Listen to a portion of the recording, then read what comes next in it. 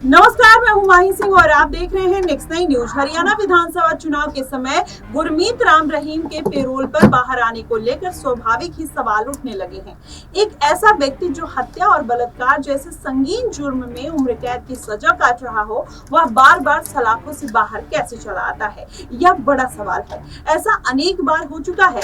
अब तक वह करीब 275 दिन पेरोल पर फरलों पर बाहर रह चुके हैं। वहीं इसमें महज संजोग नहीं कहा जा सकता कि वह प्रायः उन्हीं दिनों में जेल से बाहर आए हैं जब कहीं ना कहीं चुनाव चल रहे होते हैं।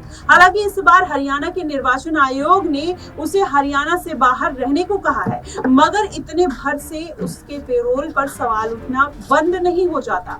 करीब महीना भर पहले ही पेरोल पर रहकर वह जेल गया था। पूछा जा रहा है कि एक तरफ संगीन मामलों में अगर कैदी को पेरोल मिल जाता है तो वह बहुत सारे आरोपियों को जमानत नहीं मिल पाता। ऐसा क्यों हो रहा है? बहुत सारे कैदियों को नितांत आकस्मिक स्थितियों में भी पेरोल नहीं मिल पाती है। ऐसा राम रहीम के साथ क्यों नहीं है? क्या राम रहीम के लिए जेल नियमावली जो है वो अलग है? बताया ये जाता है कि राम रहीम का हरियाणा के कुछ जिलों में खासा प्रभाव है।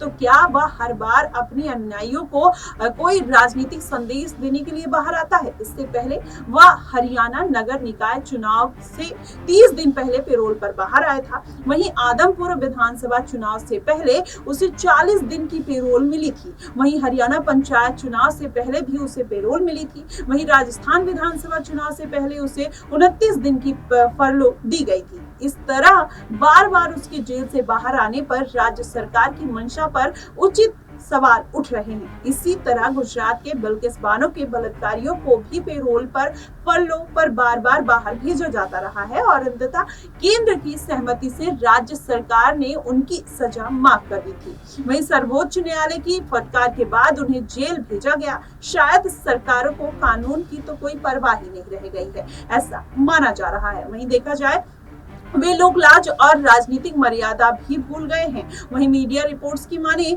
तो डेरा सच्चा सौदा के जो अनुयायी की संख्या करीब 1.25 करोड़ है और वहीं डेरा की 38 शाखाओं में 21 अकेले हरियाणा में है।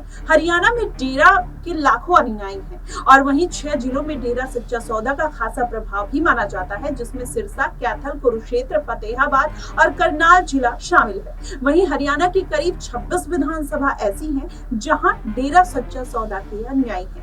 चुनाव में इनकी भूमिका निर्णायक मानी जाती है। वहीं राजनीतिक दलों का समर्थन धार्मिक संप्रदाय होने के बाद भी डेरा का एक राजनीतिक शाखा भी है जो राम रहीम के निर्देश पर चलता है और काम करती है। वहीं चुनाव के समय यह राजनीतिक दलों के समर्थन भी दे चुकी है। 2007 विधानसभा चुनाव में डेरा ने कांग्रेस को समर्थन देने का ऐलान किया था। इसके बाद 2014 में लोकसभा और विधानसभा चुनाव में बीजेपी का समर्थन किया। दिल्ली में हुए 2015 में विधानसभा चुनाव में डेरा ने बीजेपी का समर्थन किया था। वहीं हरियाणा सरकार ने 20 दिन की पेरोल हरियाणा सरकार ने राम रहीम को दी थी और ये जब अनुमति दी गई थी तो इसके दौरान चुनाव संबंधी गतिविधियों में वो हिस्सा लेने पहुंच गए और भाषण देने पर राज्य में रहने पर रोक उनके ऊपर लगा दी गई। उनसे 5 अक्टूबर को होने वाले हरियाणा विधानसभा चुनाव से पहले 20 दिन की पेरोल का अनुरोध किया गया। वहीं पेरोल की शर्तों के अनुसार डेरा प्रमुख किसी भी चुनावी संबंधी गतिविधियों में हिस्सा नहीं लेंगे और न ही सार्वजनिक भाषण देंगे।